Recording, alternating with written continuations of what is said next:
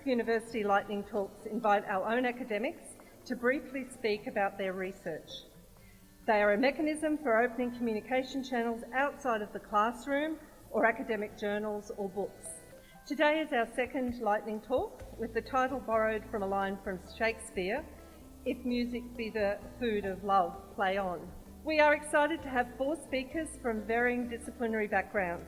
These talks bring together research about music, wellbeing and social justice. Today I'd like to talk to you about popular music record production. Now, popular music has many ambiguous definitions here at Griffith University, but as far as we're concerned at the Conservatorium, popular music is anything that isn't classical, and it's not jazz, and it's not music theatre. So what that means is it can be defined into many genres. For example, folk, rock, heavy metal, rap, R&B, country and pop. You see, many of you would have preferences for these styles of music. And there's many reasons why this is.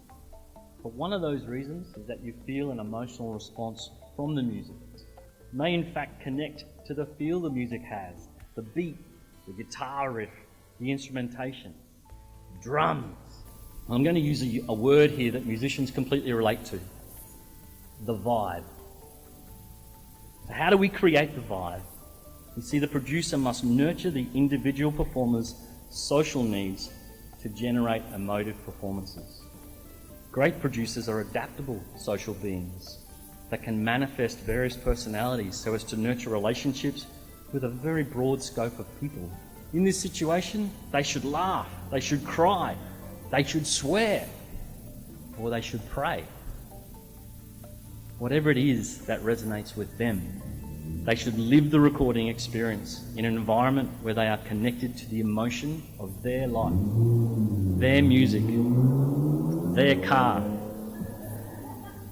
Perhaps in this social environment, a musical culture filled with emotion, music and the vibe, we stand the chance of capturing the emotional message of the music in recorded form. So I want you to think about this. Whether you connect emotionally to music when you scream your guts out in your car to Metallica, or you jump around the kitchen to Katy Perry, or if you're a bit like me and you like to chill to the wistfulness of Bon Iver as the sun rises, you should know that somewhere, somehow, a popular musician has engaged with the emotion that you're feeling whilst recording. Music. Can you imagine a life without it? No thanks. Thank you for listening. What I would like to do today is draw together some of the most prominent learnings from across different projects that I've worked on. We took music students out to Tennant Creek to work with Aboriginal musicians and artists to learn about their culture through active shared music making. We use a lot of music in our teaching. I teach in a course called First Australians in Social Justice. I also teach equity and diversity. And we use music as a way of opening up students' ears to stories they may not have heard before. We often talk about how we can learn to respect, understand, and come to love the other. So the person who might be very different to us through listening to their musics. We don't just use music to help people to develop love for the other. What I want to argue today is we use music in a transformative learning setting to encourage students to develop love for themselves. So my argument is that no one benefits from social injustice, even though it might seem like we do. There's moral and spiritual costs. People can carry unrecognised shame, guilt, a sense of sadness and grief, and this comes out in our research and our teaching in terms of transformative learning in First Australian and Social Justice courses all the time. If we're not engaging across difference, if we're not finding ways to bridge those gaps, then we are limiting our view and our knowledge and our experience of the world to just quite a narrow range of things. At the same time, we're probably not learning about our own culture. We're probably not understanding our own culture because we may be only seeing it from a certain privileged point of view.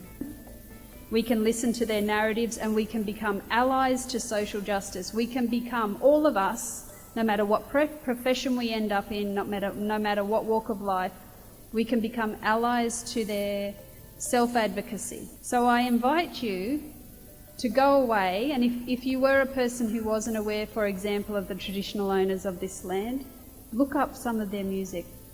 Listen to the stories, engage with them mindfully and with an open heart. It's just the beginning of a conversation. So thank you for having me. I was interested in the way that music and memory interact. So a very basic example is that you hear a piece of music and it reminds you of a time in your life, an important person, someone who's not so important but still there.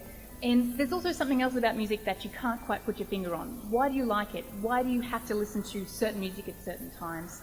You've got a connection with the song, it's very meaningful to you. You've got emotion for that particular song or piece of music, and that piece of music is also very strongly connected to a memory. It's kind of because it all takes place in the same part of the brain. So the idea I came up with was something called the lifetime soundtrack. And the short definition for this idea is that the lifetime soundtrack is a metaphorical collection of music that accompanies our life experiences. It's unique to each individual and it's influenced by how, where and why we listen to music. And it has its strongest points, the lifetime soundtrack, as you move into adolescence and early adulthood. So why would this be? A lot of it is to do with the activities of identity formation. So when we're teenagers and young adults, we have a lot of firsts, first kiss, first heartbreak, first car. We have high levels of emotion, and we often try to work out who we are by engaging in cultural pursuits. Some other researchers have come up with something called the reminiscence bump. It means that the music that was played around you, whether you had control over it or not, can end up in your lifetime soundtrack. So if your parents really liked playing the Eagles when you were younger, that's probably going to end up as part of your lifetime soundtrack. The lifetime soundtrack is not your curated playlist. It's not quite the same as something that you can pull up on Apple Music. The thing about the lifetime soundtrack is that it doesn't reject music just because it has a sour association for you or simply that you don't like it. So that album that you were really into and you used to listen to all the time with your ex, that's in your lifetime soundtrack.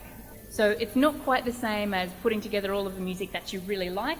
It's actually a conglomeration of music that accompanies everything that's happened to you. If you've ever danced to the Macarena or the Nutbush, there's a particular way you're going to remember that music. So one of the ways the lifetime soundtrack can be applied is in the use of music in health and wellbeing activities. This is particularly useful in aged care. When people reflect on their lifetime soundtrack and the memories it evokes, they can get a sense of the many things, great and small, that they have achieved over their lifetime. When people do this, there's a feeling of agency, of nostalgia, and often, though not always, positivity about both music and the life course. The use of arts as a therapy for wellness in older populations receives the least amount of funding, but may have the greatest amount of personal benefits for individuals. My research is not about music. Usually I research about women in sports. I'm a feminist cultural studies scholar. One of the projects I'm doing at the moment is about young people who don't drink alcohol. In the past couple of years, I've found some really fascinating evidence to show that there's an increase in young people choosing not to drink all around the world and in Australia as well. Why is there so much pressure to drink, and how can we better support young people, who choose not to drink? Australia has a very high alcohol consumption, approximately 10 litres of pure alcohol per year per person. That is compared to the international norm of 6.2 litres. However, between 2010 and 2013, there was a significant increase in the proportion of people in Australia who have never consumed a full serve of alcohol. Drinking alcohol is a vital source of revenue for our nighttime economy, and we talked about the vibe earlier, and a lot of the times alcohol and drugs is all caught up in that vibe. Some scholars such as Measham have conceptualized this idea of the commodification of pleasure, that pleasure is somehow something you can buy in a bottle or a pill. Separating alcohol from sociality is a really complicated process. A lot of us associate being social and having fun with alcohol. Particularly for young people, there's a lot of stereotypes about what it means to be young. You're irresponsible, you drink too much, you're likely to do dangerous, risky things. There's a lot of push from alcohol companies to keep that going. There's all these articles coming up on The Guardian and Conversation about young people going to juice bars now, and there's this idea called healthism.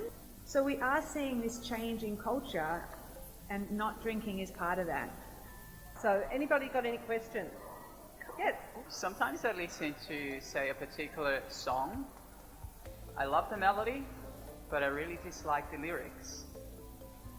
And then I think, teenagers, their belief system is still being formed. So I wonder, how do those songs affect them? How bad is it for them? That's my question. I think I couldn't give a blanket answer because I think it's really up to the individual, but one particular thing to kind of apply to that is that lots of people change their values over time. I'm sure we can all think about something, a piece of music that we used to like that no longer speaks to the values we have. I used to like Hanson. I'm going to put it out there. They're coming on tour. I'm not going, but I used to listen to them a lot, and that's not quite the same as I hear saying music that might promote, things that we might think of as, culturally unacceptable or morally or ethically unacceptable. So I actually couldn't say, I think, but there is some more research out there that talks about maybe the influence of, music that might promote those kind of things on youth, but I couldn't give a thorough answer, sorry. Just to add to that, 2 weeks ago I went to Mittagong and it was dark. I landed in Sydney. I had to hop in a hire car with someone I'd just met at the airport. We were travelling to a course together. My iPhone connected to the Bluetooth. We were trying to get instructions, and all that we could hear through my phone was NWA. I'm a feminist, right? But what led me to NWA, I love the feel of that music. So the lyrics, I have to put on I'm learning about difference. I'm learning about other perspectives in the world by listening to this. And I try to understand. It doesn't mean I accept it. But it was actually a hilarious scene because NWA, it just would not go away. But what led me to download that music was watching Straight Outta Compton. And it invoked a curiosity. So I just wanted to add that in there, that it can actually speak to the stuff that I was talking about. To listen and learn. It doesn't mean you accept. Yeah. It can start the dialogue. Yeah. And because rap music comes out of oppression, it's a musical form. It is anti-oppressive work that they're doing in that music. So to see it in its context, try to see the music in its context. Please join me in thanking our four panellists, because I think it's been for me it's been very interesting. It's been extremely thought-provoking. It's really good to be able to sponsor and have our academics come and talk to our students and to our staff in a more informal way and really live what the university should be about. So thank you very much, and please look out for more lightning talks through the libraries. And we will be doing them at different campuses as well. So thank you very much.